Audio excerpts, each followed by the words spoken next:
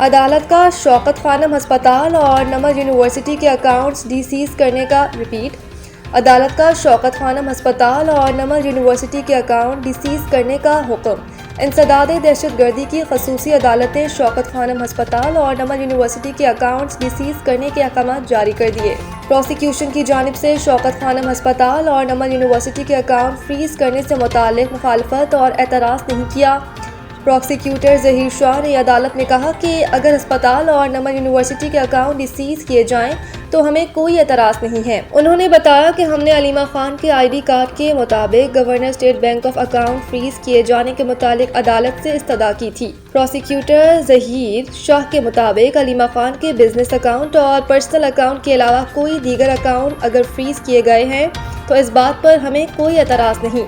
انسداد دہشت گردی کی خصوصی عدالت کے جج امجد علی شاہ نے کیس کی سماعت کی۔ علیمہ خان کی جانب سے ان کے وکیل محمد فیصل ملک پیش ہوئے۔